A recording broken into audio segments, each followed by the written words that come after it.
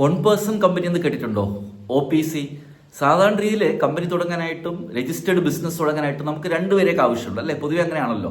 ഇപ്പോൾ പാർട്ട്ണർഷിപ്പിൽ പോലും രണ്ടുപേരെ ആവശ്യമുണ്ട്. പക്ഷെ നിങ്ങൾക്ക് കുറേ പേരെങ്കിലും കേട്ട് കാണും, ഇന്ത്യയിൽ ഒരാളെ വെച്ച് തന്നെ നമുക്ക് വേണമെങ്കിൽ ഒരു കമ്പനി തുടങ്ങാൻ പറ്റും.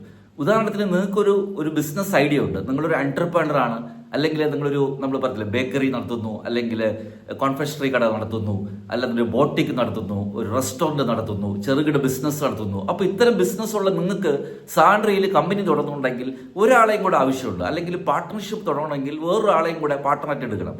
എന്നാൽ ഇന്ത്യയിൽ 2013 ആക്ടിൽ തന്നെ, കമ്പനീസ് ആക്ടിൽ തന്നെ ഒരാൾക്ക് സ്വന്തമായിട്ട് തന്നെ ഒരു കമ്പനി തുടങ്ങാൻ പറ്റും. ആ കമ്പനിയുടെ പേരാണ് വൺ പേഴ്സൺ കമ്പനി.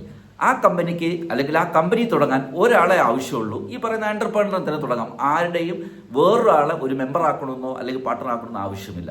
അപ്പോൾ ഇന്ത്യയിൽ വൺ പേഴ്സൺ കമ്പനി സാധ്യതമാണ്. ഒരാൾക്ക് തന്നെ ആ കമ്പനിയുടെ മെമ്പർ ആവാം. വേറെ അർത്ഥത്തിൽ പറഞ്ഞാൽ സോൾ പ്രൊപ്രൈറ്റ് ആയിട്ട് നടത്തിക്കൊണ്ടുന്ന ബിസിനസ്സിനെ നമുക്കിപ്പോൾ എന്താക്കാം, കമ്പനിയാക്കാം.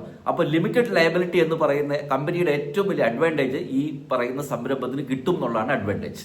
അപ്പോൾ OPC കുറിച്ചുള്ള ഒന്ന് രണ്ട് സവിശേഷതകൾ പറഞ്ഞാൽ അത് മുഴുവിപ്പിക്കാൻ പറ്റത്തുള്ളൂ. ഒന്ന്, വേറൊരാളെ മെമ്പറാക്കാൻ വേണ്ട ആവശ്യമില്ലെങ്കിലും നിങ്ങൾക്കൊരു നോമിനി ആവശ്യമുണ്ട്, ബാങ്ക് അക്കൗണ്ട് പോലെ തന്നെ. അപ്പോൾ നിങ്ങൾക്ക് എന്തെങ്കിലും സംഭവിച്ചു കഴിയുന്നുണ്ടെങ്കിൽ അതിൻ്റെ അസറ്റും ലയബിലിറ്റി പോകാനായിട്ട് തീർച്ചയായിട്ടും നിങ്ങൾ വേറൊരാളെ മെമ്പറായിട്ട് സ്വീകരിച്ചില്ലെങ്കിൽ ഒരു മെമ്പർ മതിയെങ്കിലും ആ മെമ്പറിന് ഒരു നോമിനി വേണം.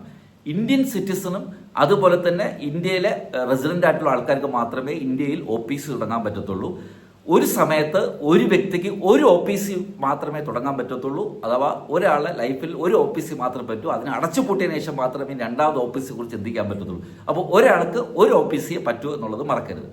ഇന്ത്യയിലെ ഏത് ബിസിനസ് വേണമെങ്കിലും OPC ആയിട്ട് തുടങ്ങാം. പക്ഷേ NBFC, ബാങ്ക്, ഫിനാൻഷ്യൽ ഇൻസ്റ്റിറ്റ്യൂഷൻ, ധനകാര്യ സ്ഥാപനങ്ങൾ, ഈ വക ബിസിനസ്സുകൾ OPC ആയിട്ട് തുടങ്ങാൻ പറ്റത്തില്ല. OPCക്ക് കമ്പനീസ് ആക്ടിൽ ഒത്തിരി എക്സംഷൻസ് ഉണ്ട്. പ്രത്യേകിച്ച് ഒരുപാട് പ്രൊവിഷൻസ് OPCക്ക് ആപ്ലിക്കബിൾ അല്ല. ഏറ്റവും പെട്ടെന്ന് നമുക്ക് പറയാൻ പറ്റുന്നത് ക്യാഷ് ഫ്ലോ സ്റ്റേറ്റ്മെന്റ് ആവശ്യമില്ല. അവർക്ക് AGM, വാർഷിക ജനറൽ ബോഡി മീറ്റിംഗ് കൂടേണ്ട ആവശ്യമില്ല. വർഷത്തിൽ 4 ബോർഡ് മീറ്റിംഗിന് പകരം 2 ബോർഡ് മീറ്റിംഗ് കൂടിയാൽ മതി. ഇതുപോലെ പല പ്രൊവിഷൻസും കമ്പനീസ് ആക്ട് അവർക്ക് ബാധകമില്ല. ഇന്ത്യയിലെ അറൌണ്ട് 31 ലക്ഷം രജിസ്റ്റേർഡ് കമ്പനീസ് ഉണ്ട്. അതിൽ അറൌണ്ട് 70,000 കമ്പനീസും OPCs ആണ്. കേരളത്തിലും 2,000-2,500 കമ്പനീസ് OPC ആയിട്ട് രജിസ്റ്റർ ചെയ്തിട്ടുണ്ട്. അപ്പോൾ നിങ്ങളൊരു എന്റർപ്രണർ ആണ്, നല്ല ഐഡിയയും ബിസിനസ്സും ഓൾറെഡി ചെയ്തുകൊണ്ടിരിക്കുകയാണ്, നിങ്ങൾ മാത്രമേ ഉള്ളൂ എന്നുണ്ടെന്നുണ്ടെങ്കിൽ നിങ്ങൾക്കൊരു ലിമിറ്റഡ് ലയബിലിറ്റി കമ്പനിയായിട്ട് അതിനെ മാറ്റാനും അതിനെ തുടങ്ങാനും ഏറ്റവും നല്ല ഉപാധി എന്ന് പറയുന്നത് ഒരു വൺ പേഴ്സൺ കമ്പനിയായിട്ട് കമ്പനീസ് ആക്ടിൽ രജിസ്റ്റർ ചെയ്യുക എന്നുള്ളതാണ്.